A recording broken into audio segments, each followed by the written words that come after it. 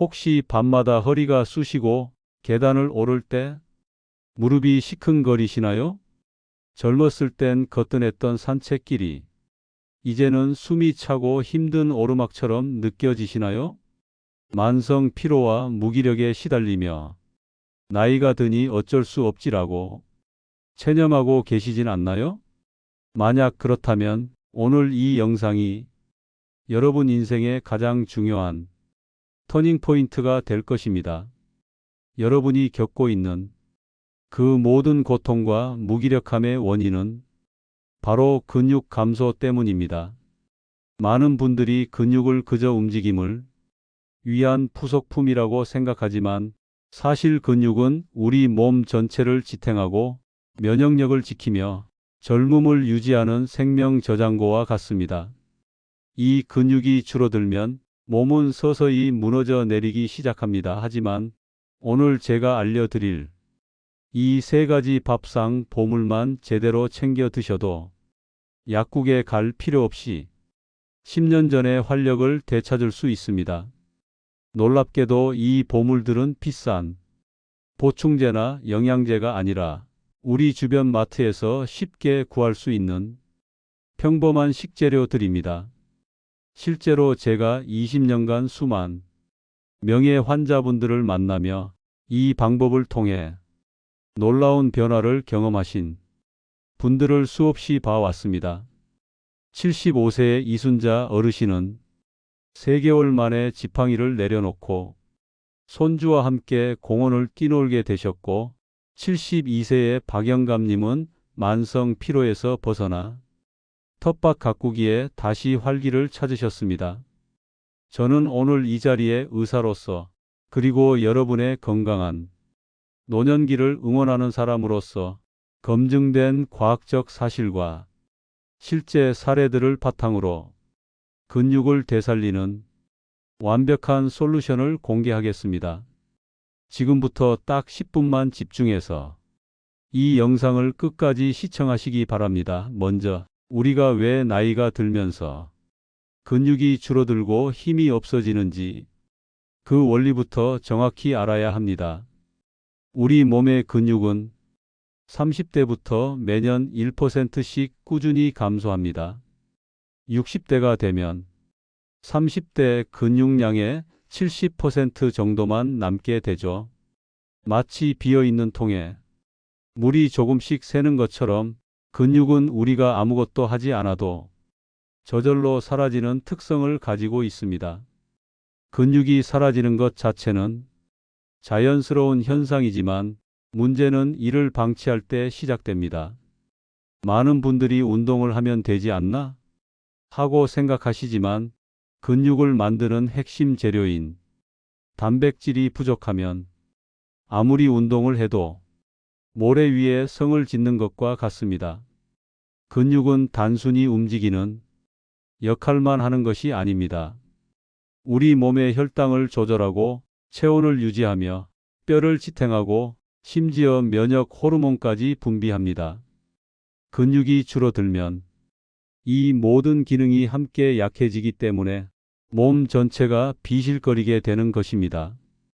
여기서 가장 치명적인 문제가 발생합니다. 바로 흡수율의 저하입니다. 60대 이후에는 위산 분비량이 줄고 소화 효소가 감소하기 때문에 같은 양의 단백질을 먹어도 흡수율이 현저하게 떨어집니다. 젊을 때는 80% 이상 흡수되던 단백질이 60대 이후에는 절반도 채 흡수되지 못하는 경우가 허다합니다. 나는 매일 고기도 먹고 밥도 잘 먹는데 왜 이렇게 힘이 없을까? 하고 고민하셨죠? 바로 그 이유입니다. 먹은 단백질이 근육까지 제대로 도달하지 못하고 헛바퀴만 돌고 있었던 것이죠. 그렇다면 어떻게 해야 할까요? 하루에 계란 12개 분량의 단백질을 섭취하라는 이야기는 현실적으로 불가능합니다. 그래서 중요한 것이 바로 효율입니다. 적은 양으로도 높은 흡수율을 자랑하고 단백질이 근육으로 합성되는 것을 돕는 보조 영양소까지 갖춘 스마트한 단백질을 섭취해야 합니다.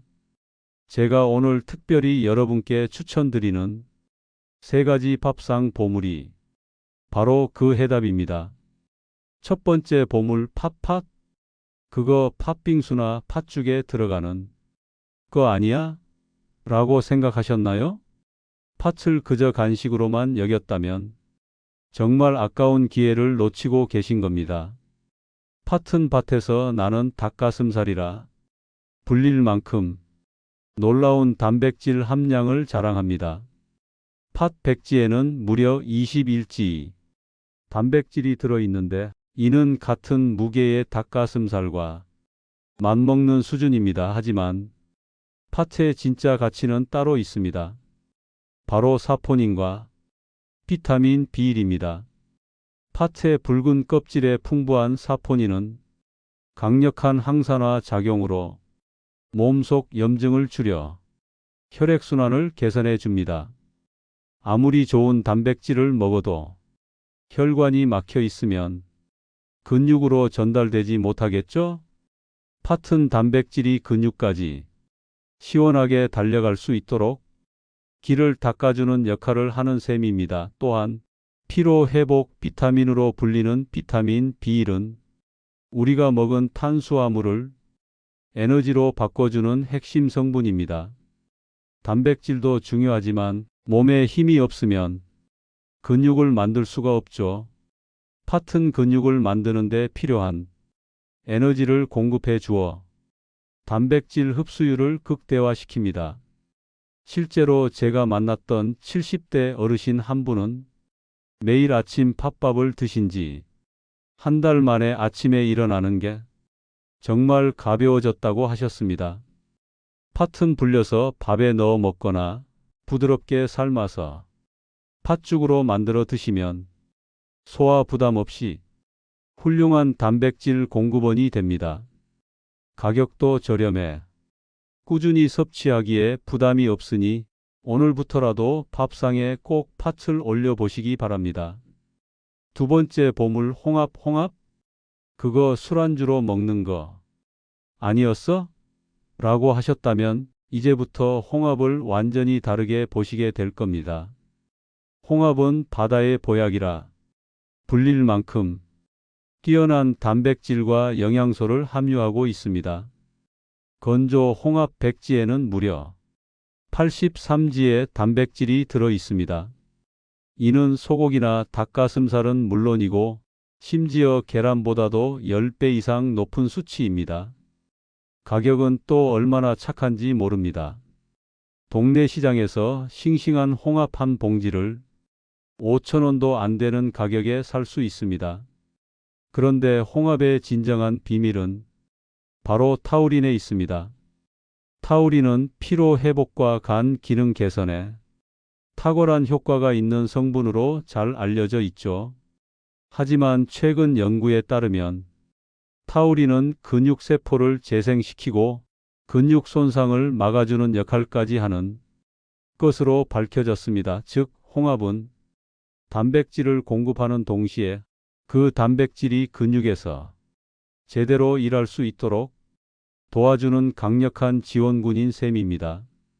실제로 홍합을 꾸준히 드신 68세 어르신은 2개월 만에 근육량이 10% 증가했고 평소 달고 사셨던 만성 피로가 사라져 이제야 좀 살 것 같다고 하셨습니다.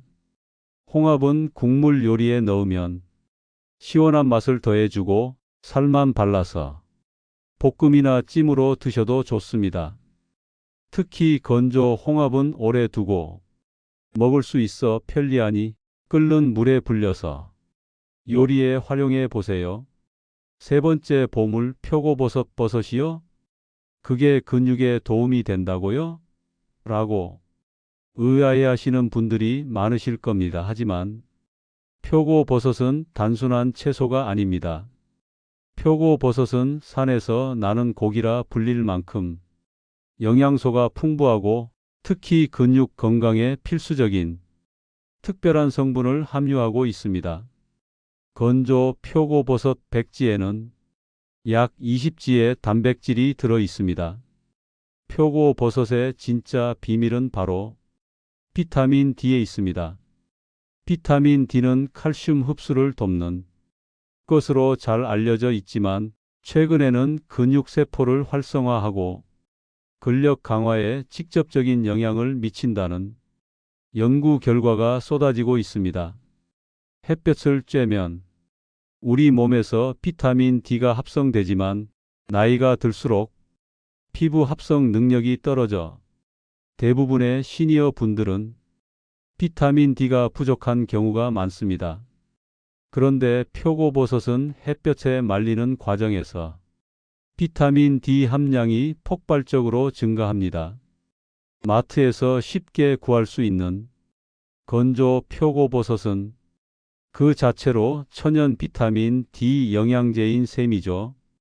비타민 D가 부족하면 단백질을 아무리 많이 먹어도 근육으로 합성되지 못하고 몸 밖으로 배출될 가능성이 높습니다. 표고버섯은 이 중요한 합성 과정을 도와주는 역할을 합니다. 실제로 한 연구에 따르면 비타민 D 수치가 높은 그룹의 노인들이 그렇지 않은 그룹보다 근력이 훨씬 강하고 낙상 위험도 낮았다고 합니다.